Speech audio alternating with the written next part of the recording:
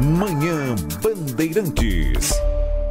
E hoje, aqui nos nossos estúdios, Guilherme Boulos, do PSOL. Bom dia, candidato. Bom dia, Sabino. Bom dia, Lupato. Bom dia a toda a audiência da Rádio Bandeirantes. Fazer o preâmbulo que eu fiz em todas as entrevistas, contar para o nosso ouvinte, contar para o senhor, candidato, que a gente tomou uma decisão editorial aqui de concentração das nossas perguntas, de prioridade nas nossas perguntas para temas programáticos, né? É óbvio que, inevitavelmente, as coisas às vezes se misturam, as questões políticas com as questões de gestão, mas nós vamos priorizar aqui perguntas em relação à gestão para o senhor. E eu queria fazer a primeira, que é a relação às comunidades em São Paulo, né? É uma realidade que o senhor conhece bem. E hoje, infelizmente, algumas comunidades têm uma infiltração do crime organizado bastante significativa, né? É bom que a gente não generalize, né? As comunidades estão aí tendo sua vida, seus trabalhadores, seus cidadãos de bem, mas infelizmente o crime organizado tenta se esconder nessas comunidades. Em alguns casos acontece até de o governante, de aquele que precisa entrar para prestar um serviço público dentro das comunidades, ter que pedir autorização para o crime organizado. Não foi nenhuma nem duas vezes que a gente ouviu essa história, nós ouvimos algumas vezes. Como é que o senhor vai enfrentar isso, por favor? Sabino, primeiro é importante ressaltar uma coisa que você mesmo disse na sua pergunta. 99% das pessoas que vivem em comunidades em São Paulo são pessoas honestas, trabalhadoras, que acordam 4, 5 horas da manhã para pegar um ônibus lotado lá no fundão do Mboi-Mirim, do Grajaú, do Itaim Paulista, para poder ir trabalhar. E por isso as comunidades precisam ser tratadas com muito respeito. Eu não estou entre aqueles que acham que o morador da comunidade, da periferia, não merece o mesmo respeito que o morador dos Jardins. Eu quero ser prefeito de São Paulo para respeitar de forma igual, né, o morador, independente de qual seja o seu CEP. O problema do crime organizado, você sabe melhor do que eu, é um problema que precisa ser enfrentado pela Polícia Civil. É um tema de inteligência. Polícia Civil, ela está ligada ao governo do Estado e não à Prefeitura. Eu, como prefeito de São Paulo, vou buscar parcerias com a Polícia Civil para que a gente combata o crime organizado. Agora, o que mais me preocupa não é sequer este crime organizado ali na favela, porque eu acho que isso é absolutamente minoritário. O que mais me preocupa é o crime organizado nos contratos da Prefeitura de São Paulo. Como vocês noticiaram e todos nós vimos, entrando nas empresas de ônibus, entrando em vários contratos, e a Prefeitura de São Paulo ficar refém de máfias, ter essa infiltração miliciana que a gente viu, inclusive, acontecer no Rio de Janeiro. Me preocupa muito que São Paulo caminhe para aquilo que o Rio de Janeiro tem de pior, que é a entrada do crime na política. É a entrada do crime ali nos contratos, enfim. Nós vimos, nós não queremos ver esse filme aqui em São Paulo, nós vamos atuar duramente. E só se me permite, para concluir, eu vou passar limpo os contratos de transporte na cidade de São Paulo. O senhor não acha que fica prejudicada a entrada do governante, a entrada do Estado para prestar serviço ali? É o que eu falei, não foi uma nem duas vezes que a gente ouviu história de negociação para poder, de pedido de autorização para entrar na comunidade. Isso é inadmissível. Eu, como prefeito de São Paulo, vou entrar em todas as regiões de São Paulo para dialogar, executar políticas públicas, ouvir a população. É inadmissível que o Estado seja barrado em qualquer parte da cidade. Vou repetir para o senhor uma pergunta que eu cheguei a fazer aqui para alguns candidatos, e é uma realidade que o senhor conhece bem, porque estuda tudo o que está acontecendo na cidade de São Paulo, que é a questão da nomeação de subprefeitos. Como é que é feita a nomeação de subprefeitos hoje? São os vereadores que indicam, ou até outros líderes políticos, em alguns casos, que indicam. Não necessariamente eles são indicados por mérito, né? E muitas vezes nem moram naquela região. O senhor vai romper com isso?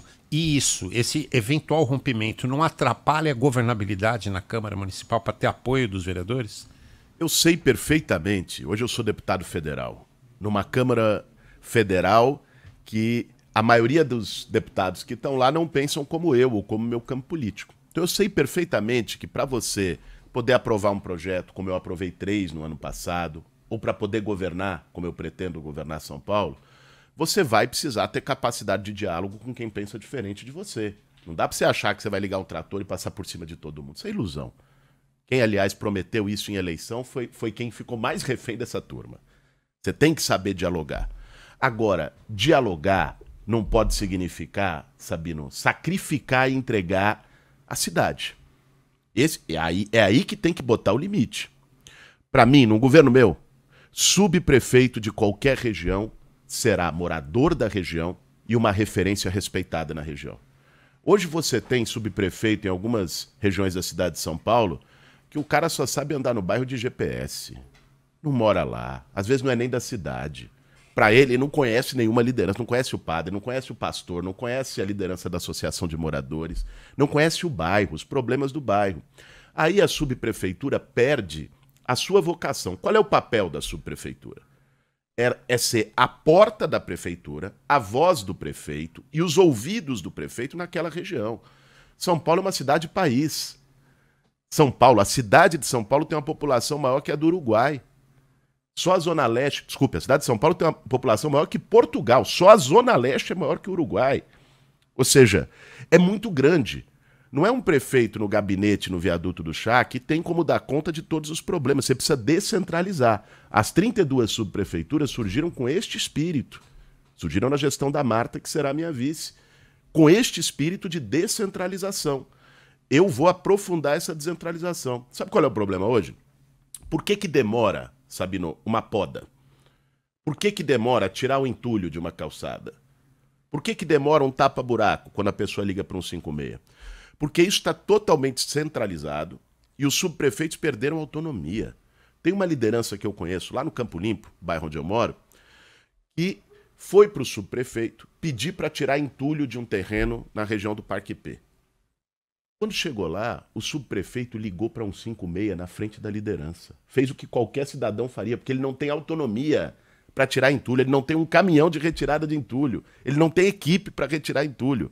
Nós temos que devolver essa capacidade operacional para as subprefeituras, porque aí a demanda da população vai ser atendida mais rápido.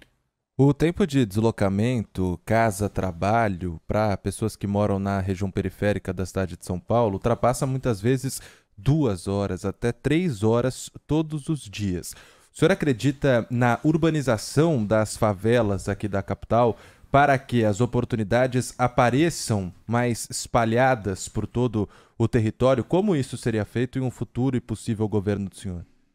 Pato, eu passei pelo menos o último ano e meio buscando conhecer soluções internacionais que deram certo. Em cidades da proporção de São Paulo, do porte de São Paulo, em grandes metrópoles globais.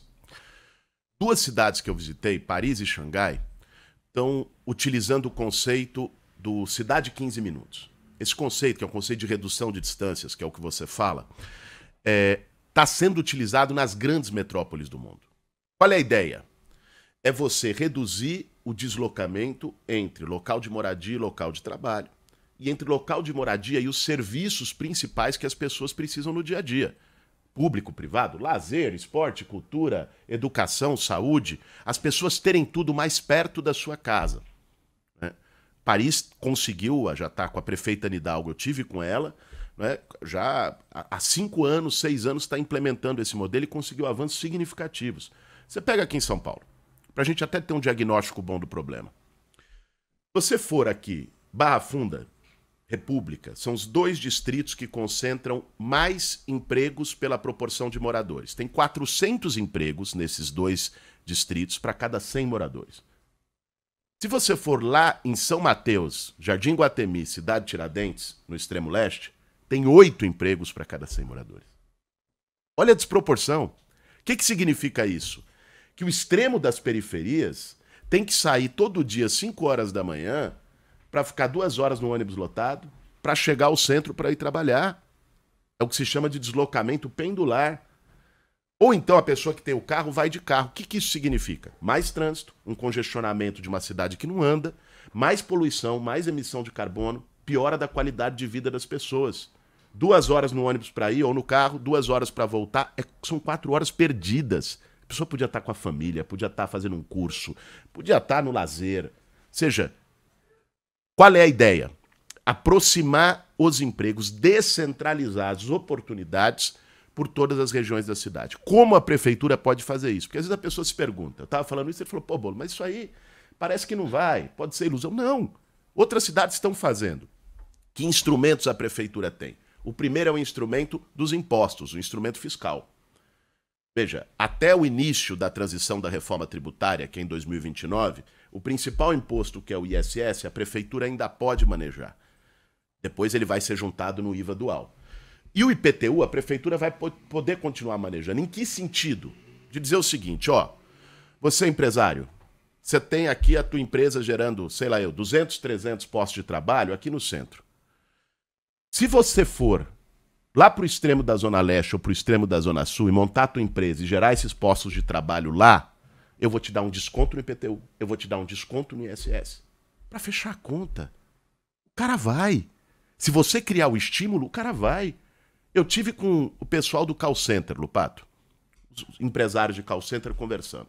Sabe o que está acontecendo? Os call centers hoje estão mudando de São Paulo e do Sudeste em geral para o Nordeste. Por quê? Porque várias capitais do Nordeste chegaram e disseram, ó, eu vou botar o ISS de 3%, que é muito menor. Para eles compensa. Eu perguntei para um dos representantes lá das empresas, eu falei, se eu botar ISS de 3% no cinturão, Cidade Tiradentes, Guaianazes, Lajeado, Itaim Paulista, Jardim Helena, Parelheiros, Grajaú, Capão, Mboi-mirim e Perus, Brasilândia, Anhanguera. Isso para dar um exemplo. Né? Sim, se eu botar nos extremos das periferias, se eu botar 3% vocês vão, ele falou, lógico, para mim é muito mais barato não ter que mudar minha operação para uma outra cidade e fazer aqui. Então dá para fazer. Se tiver essa visão, esse planejamento de gerar empregos e oportunidades nas periferias, dá para fazer. Eu vou fazer isso em São Paulo. Agora, o senhor falou de IPTU, né? Falou de imposto. O senhor ideologicamente defende que os impostos aqui nos bairros mais nobres sejam reajustados, sejam aumentados, para que possa ser aumento de impostos, só para deixar claro. Tá, para que se possa diminuir o imposto na periferia? Não. Olha, primeiro o IPTU no centro, e quem vive no centro sabe disso, já é mais caro que o IPTU da periferia. Sim. Esse conceito de IPTU progressivo foi implementado ao longo dos anos na cidade, inclusive um dos marcos foi na gestão Kassab, que sequer tem a mesma visão ideológica que a minha, apoia o meu adversário. A questão não é essa. Hoje, São Paulo não precisa de aumento de nenhum imposto. São Paulo vai chegar a 120 bilhões no orçamento do ano que vem. É o maior orçamento em termos reais da história da cidade. Não por mérito do atual prefeito, importante que seja dito, por mérito, sobretudo, da renegociação da dívida com a União feita na gestão Fernando Haddad em 2015. Teve o efeito de reduzir a dívida de São Paulo com a União de quase 70 e poucos bilhões para 30 e poucos bilhões. Teve a renegociação no Campo de Marte, né? Aí foi uma venda, né? Aí não foi uma negociação, a prefeitura abriu mão de um patrimônio, a União pagou e isso compensou também a dívida. Mas a renegociação que reduziu foi na gestão Fernando Haddad. Então hoje a prefeitura tem caixa, tem saldo, tem dinheiro. O problema em São Paulo hoje não é falta de dinheiro, não. O problema é que nós temos uma gestão que gasta muito, gasta mal, resolve pouco. Ficou 3 anos sem olhar a cidade, agora em véspera de eleição, saiu atirando para todo lado, fazendo obras sem planejamento para todo lado, asfaltando para todo lado, para criar uma aparência de realizações para inglês ver. São Paulo tem dinheiro suficiente para fazer um planejamento ousado, para se colocar entre as cidades mais inovadoras do mundo e resolver muitos desses problemas que a gente está discutindo aqui. Nessas suas andanças pela cidade de São Paulo, o senhor falou de alguns bairros aí das franjas da cidade, né, onde a situação, qualidade de vida é pior. Mas qual é o bairro que mais hoje tem carência? E o que o senhor faria de imediato? Uma atitude que o senhor faria nesse bairro mais carente de São Paulo? Olha, é difícil dizer, porque a competição ali é pesada, viu? Agora, uma coisa que eu conheço bem, que é uma demanda histórica, eu vou fazer. Muitos chegaram, eu ficava revoltado na eleição passada, quando aparecia deputado e atual prefeito botando faixa dizendo nós aprovamos a duplicação da Mboi-mirim, lá no fundão do Jardim. Nós aprovamos, vai começar agora, botaram até um trator para enganar as pessoas. Passou a eleição, tiraram o trator e as faixas ficaram e não aconteceu nada nos últimos 2 anos. Eu vou duplicar a estrada do Mboi-mirim. Sabe por quê? Lá eu conheço essa região muito de perto, no extremo sul. Ali as pessoas ficam num gargalo, Sabino. Não sei se você conhece bem lá. Conheço bem. Pois é, quando chega na Ponte do Capela, sai do fundão. Jardim Veracruz, Aracati, Cidade Pava, Vila Calu. As pessoas chegavam na Ponte do Capela, elas paravam, isso há uns 5 anos. Desciam do ônibus e iam caminhando até o terminal Jardim Ângela. Isso acontece em várias pontes. Ponte João Dias, isso Em acontece. vários lugares. Ali é um problema, assim, especial, porque ali você tem 1 milhão de pessoas vivendo naquela região e um gargalo. Você só tem a estrada do Embu-Mirim praticamente.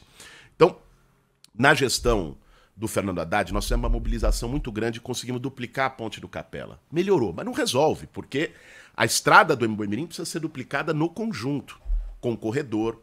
As pessoas demoram 2h30 para ir para o trabalho. Não dá, isso não é vida.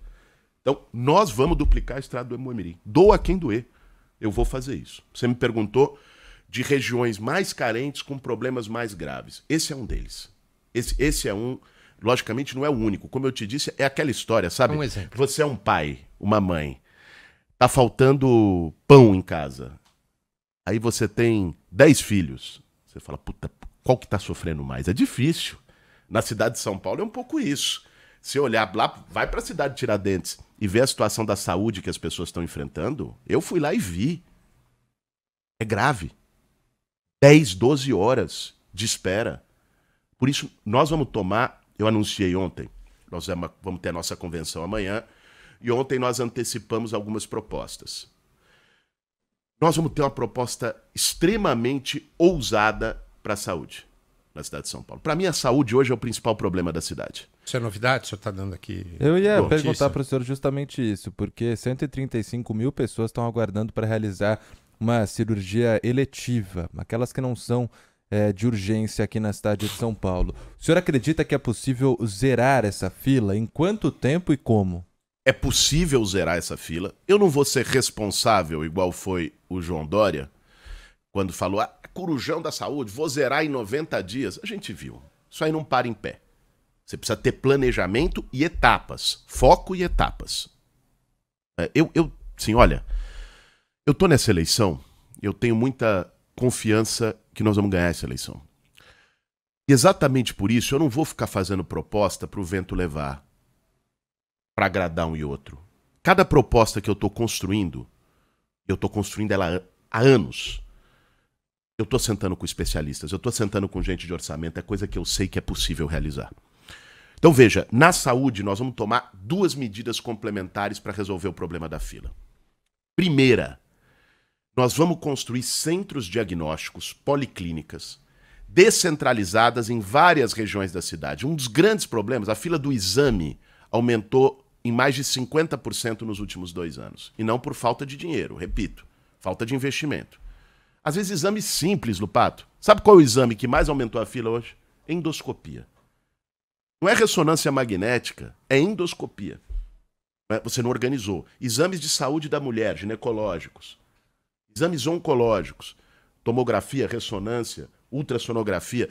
Você tem uma fila de exames por desorganização do sistema e por falta de centros diagnósticos, de equipamentos, de fazer isso.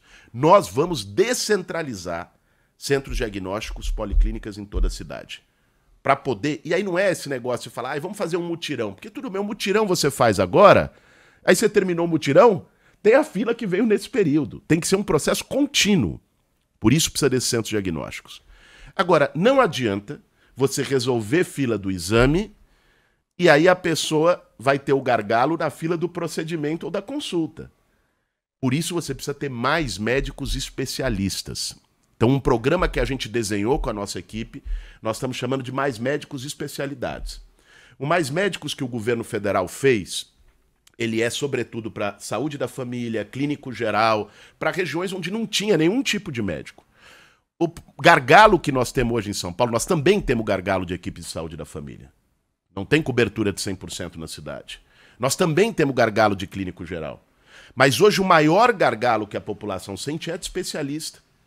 É de cardiologista, é de oncologista, é de médicos e médicas da saúde da mulher, né? Ortopedista, boa parte das cirurgias, aí nós temos acidente de moto e tal, pega muito na ortopedia.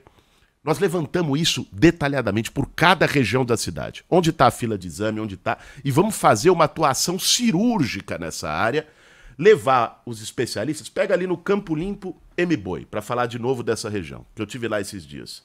Não tem neurologista. Tem um neurologista que faz plantão de meio período no Hospital do Campo Limpo. Mas isso nem é hospital particular. No Hospital do M-Boi não tem. Mas tem que ter. Se você tem um trauma, você tem que ter um neurologista. Não é possível que não tenha um numa região onde você tem 1,5 milhão de habitantes, ali naquele corredor sul. Não pode. Então, nós estamos mapeando tudo isso, vamos levar os mais médicos especialistas, vou buscar parceria com o governo federal, vou buscar parceria com o governo do estado também, para que a gente consiga viabilizar isso no curto prazo, no tempo mais rápido possível para atender a urgência das pessoas. O senhor falou de saúde, vamos falar de educação, remuneração de professores. Está no site da prefeitura a seguinte informação: 80% dos professores efetivos ganham, em média, R$6.000. Está no site da prefeitura. Mais da metade ganha R$7.334, em média. E 10% dos professores municipais em São Paulo ganha R$12.700. O senhor acha que cabe aqui aumento ainda para professor municipal? Valorização de professor não é simplesmente salarial. Eu sou professor, Sabino.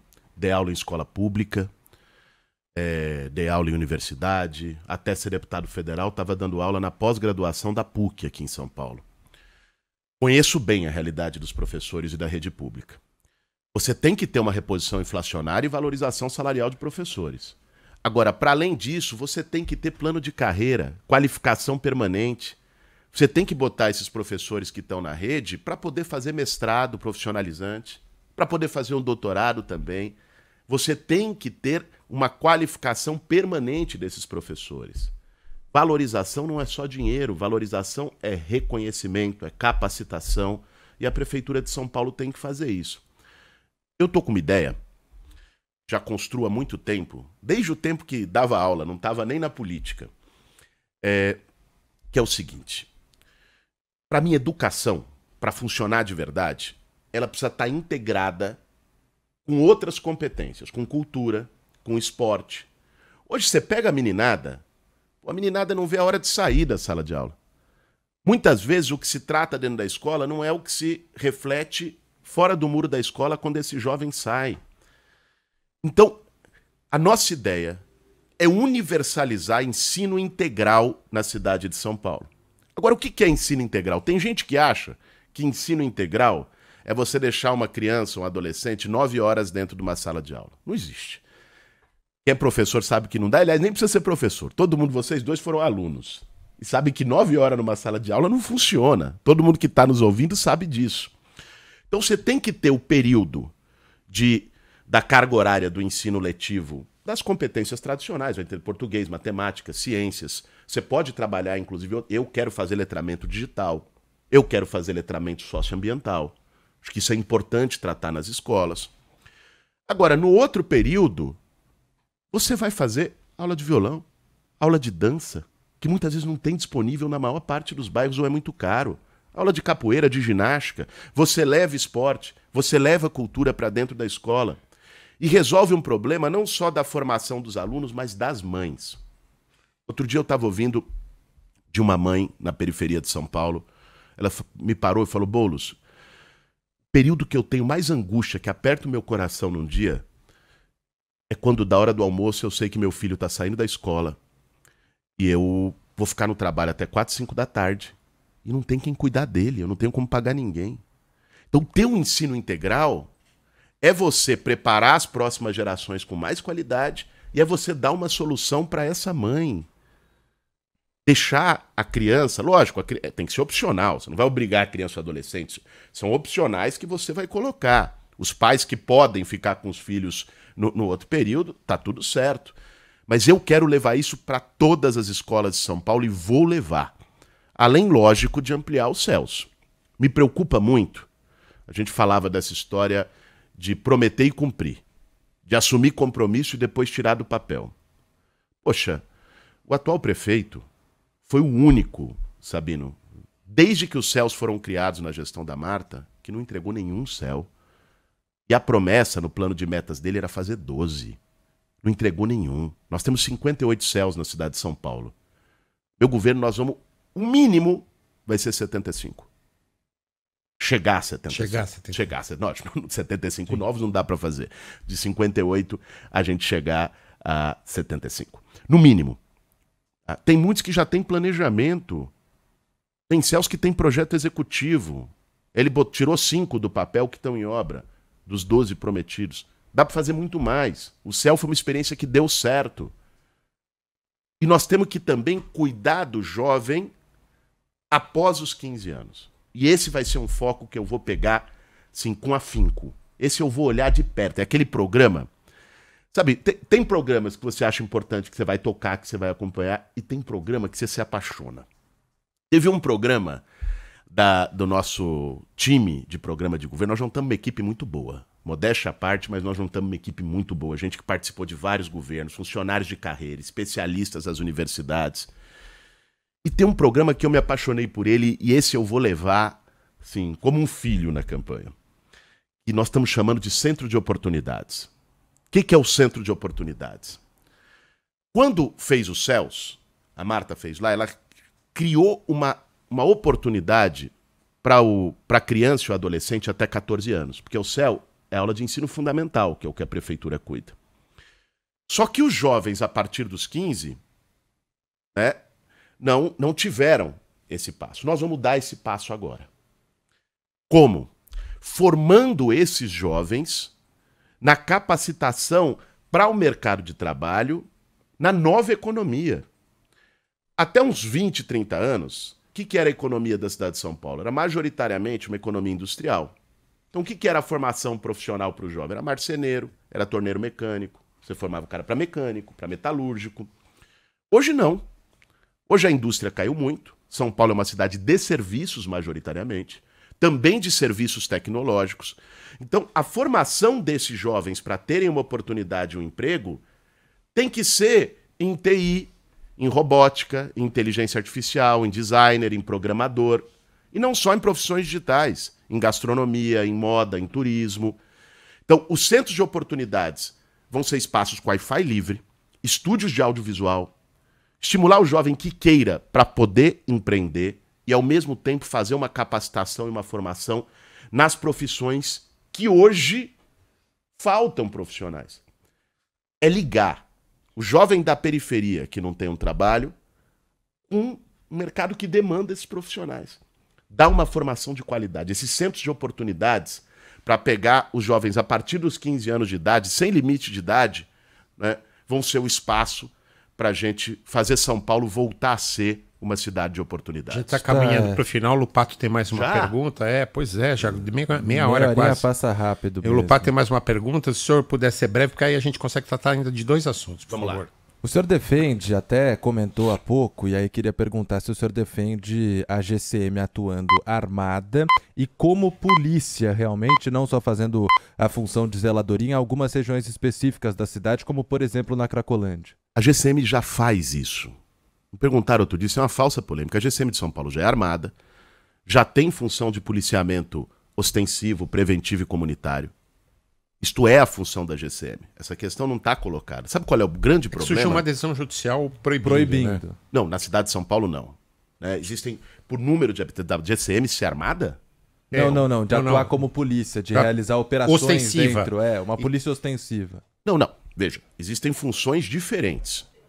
Existe uma PEC, inclusive, de polícia municipal, lá no Congresso Nacional, para a GCM, que está muito mais ligada, inclusive, mais até do que as suas atribuições, aos benefícios previdenciários que os policiais têm, que muitas vezes não se estendem aos guardas municipais, que eu defendo que se estenda. Veja, a GCM ela já atua no trabalho de fiscalização, de cuidar do patrimônio público dos parques, dos espaços públicos e fazendo um policiamento preventivo e ostensivo. Sabe qual é o problema? O problema é que hoje a GCM de São Paulo está defasada. A GCM de São Paulo tem 7.060 agentes e a do Rio de Janeiro, que tem metade da população de São Paulo, tem 7.700. Nós vamos ampliar a GCM, dar condições para trabalharem, botar a GCM na porta de escola, como foi feito em outros governos, no da Marta, por exemplo, E eles tiraram agora. Agora só está na DEAC, porta de escola. Vai aumentar o efetivo, então, se for eleito. Mas não tem a menor dúvida. O nosso compromisso é de aumento do efetivo e chegar à perspectiva de dobrar para uma GCM. E aqui é importante dizer, tem gente que num discurso demagógico confunde segurança com violência. Eu não quero uma GCM violenta.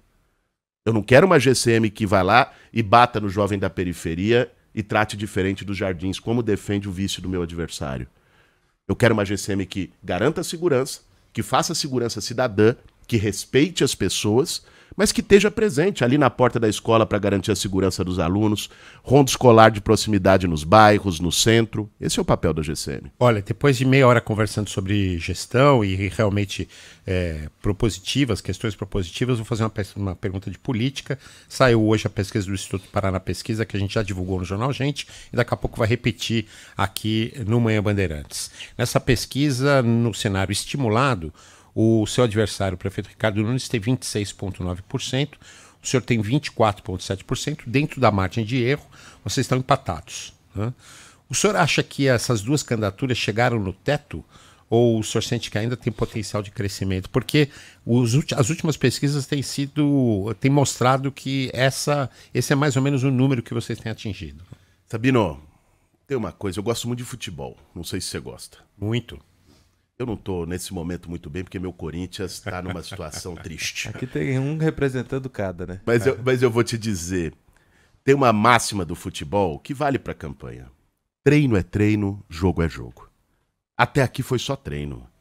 Campanha oficial não começou.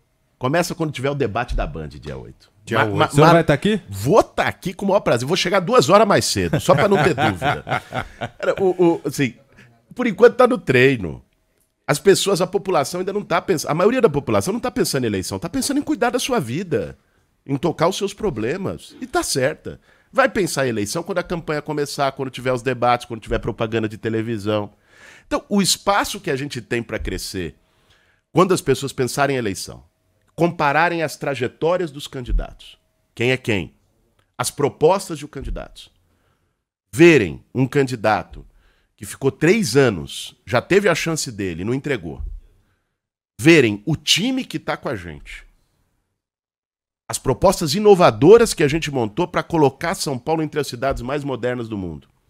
As propostas de humanização da nossa cidade, eu não tenho dúvida que nós vamos ter um crescimento. Eu estou muito confiante em ganhar essa eleição. Pré-candidato Guilherme Boulos, do PSOL, aqui na Sabatina, na série de entrevistas que o Manhã Bandeirantes fez com os candidatos. Muito obrigado pela sua participação e boa sorte para o senhor. Obrigado, deputado. Obrigado, Sabino. Obrigado, Lupato. Obrigado a todo mundo que acompanhou a gente aqui na Rádio Bandeirantes. Um abração para vocês. Bom fim de semana.